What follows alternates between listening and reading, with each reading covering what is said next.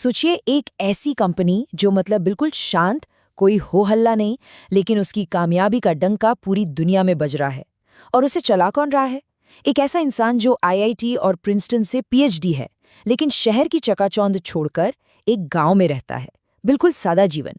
जी हाँ, ये कहानी है ज़ोहो की, इंडिया के शायद सबसे हैरान कर देने वाले और कामयाब स्टार्टअप की। तो सवाल सीधा सा है, एक आदमी जो गांव में रहता है, लुंगी पहनता है, साइकिल चलाता है, वो 2700 करोड़ रुपए का प्रॉफिट बनाने वाली इतनी बड़ी टेक कंपनी आखिर चला कैसे सकता है ना कमाल की बात। चलिए आज इसी पहेली को सुलझाते हैं। सबसे पहले तो इस नंबर पर गौर कीजिए, 2700 करोड़ रुपए। ये ज़ोहो का सालाना प्रॉफिट है। और ये सिर्फ एक नंबर नहीं है, ये उस स्केल को दिखाता है, उस लेवल को जिस पर ज़ोहो काम कर रहा है। और सबसे बड़ी बात, ये सब बिना किसी बाहरी इन्वेस्टर के पैसे के। अब ये 2700 करोड़ कितना ज्यादा है, इसे समझने के लिए चलिए जरा तुलना करते हैं। इंडिया का जो अगला सबसे प्रॉफिटेबल यूनिकॉर्न है ना, उसका प्रॉफिट है सिर्फ 68 करोड़ रुपए। मतलब ज़ोहो की बराबरी करने के लिए वैसी करीब 38 कंपनियां लगेंगी। और मजे की बात तो ये है कि इंडिया के 114 यूनिकॉर्न्स में से 77 तो लॉस में चल रहे हैं। अब आप सोचिए, ज़ोहो की ये कामयाबी किस लेवल की है। तो आखिर ये सब शुरू कैसे हुआ? इस पूरी कहानी के पीछे जो इंसान हैं, श्रीधर वेम्बू, उनकी शुरुआत होती है एक बहुत ही छोटे से गांव से। श्रीधर वेम्बू तमिलनाडु के एक किसान परिवार से आते हैं। वो अपने परिवार के पहले ग्रेजुएट थे, और वो भी आईआईटी मद्रास से। इसके बाद वो सीधे अमेरिका गए, प्रिंसटन यूनिवर्सिटी, जहां से उन्होंने इलेक्ट्रिकल इंजीनियरिंग में पीएचडी की। लेकिन कहते हैं ना, मिट्टी वापस खींचती है। 1996 में वो भारत लौट आए और अपने भाई के साथ मिलकर एक छोटे से कमरे से एडवेंटनेट नाम की कंपनी शुरू की। यही एडवेंटनेट आज ज़ोहो के नाम से जानी जाती है। तो चलिए अब जरा इस बात की तह तक चलते हैं कि ज़ोहो ने बिना किसी बाहरी फंडिंग के इतना बड़ा एम्पायर खड़ा कैसे कर दिया।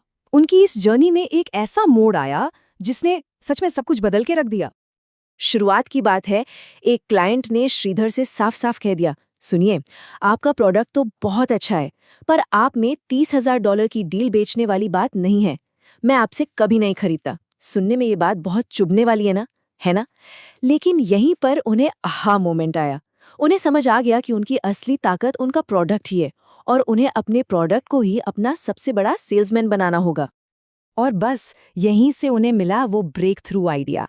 क्यों ना वो पावरफुल सॉफ्टवेयर बनाया जाए जो बड़ी बड़ी कंपनियां इस्तेमाल करती हैं, लेकिन उसे इतना सस्ता कर दिया जाए कि छोटे और मीडियम बिजनेस भी उसे आसानी से खरीद सकें। उन्होंने मार्केट में एक ऐसा गैप ढूंढा जिस पर किसी और की नजर ही नहीं थी। ज़ोहो की इस जबरदस्त ग्रोथ के पीछे 5 मेन वजह हैं। पहला है जियो आर्बिट्राज, मतलब बनाओ इंडिया में जहां खर्चा कम है और बेचो अमेरिका में जहां कीमत ज्यादा मिलती है। दूसरा, फ्रीमियम मॉडल, पहले प्रोडक्ट फ्री में इस्तेमाल करने दो, पसंद आए तो खरीद लो।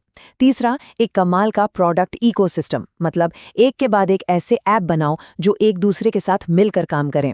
चौथा, रेफरल मार्केटिंग, यानी जब कस्टमर खुश होते हैं तो वो खुद ही नए कस्टमर ले आते हैं। और पांचवां और सबसे जरूरी, छोटे और मीडियम बिजनेस पर पूरा फोकस रखना। और इनका इकोसिस्टम सच में बहुत ही बड़ा है।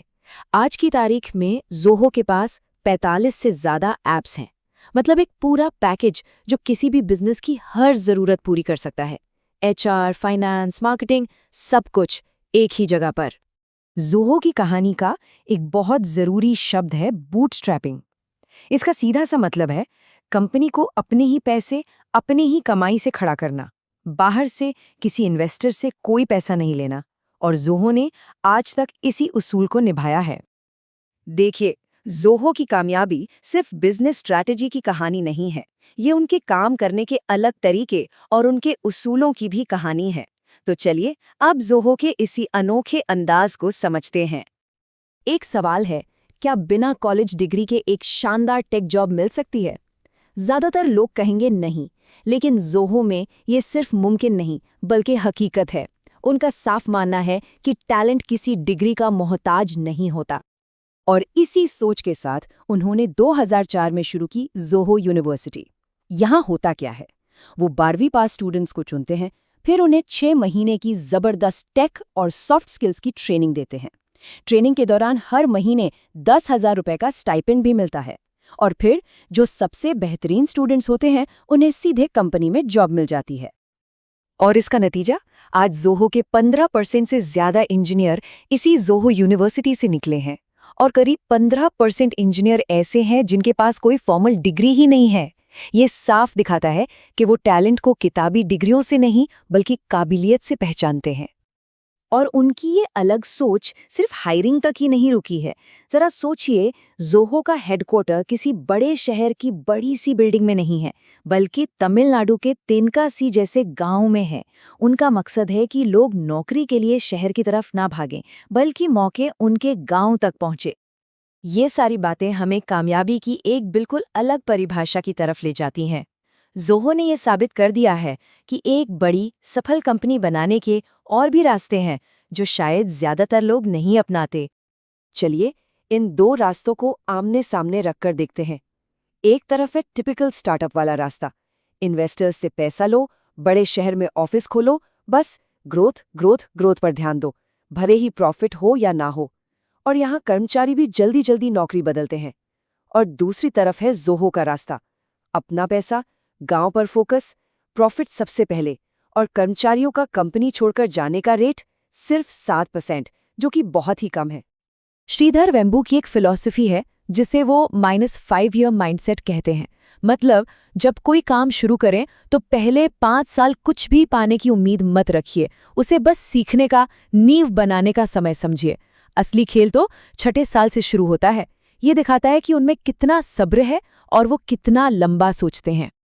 तो आखिर में एक सवाल सोचना बनता है, क्या हो अगर किसी कंपनी की कामयाबी का असली पैमाना उसकी अरबों खरबों की वैल्यूएशन ना हो, बल्कि वो वैल्यू हो जो वो अपने कस्टमर्स, अपने कर्मचारियों और अपने समाज के लिए बना रही है। ज़ोहो की कहानी हमें इसी सवाल पर गहराई से सोचने पर मजबूर करती है।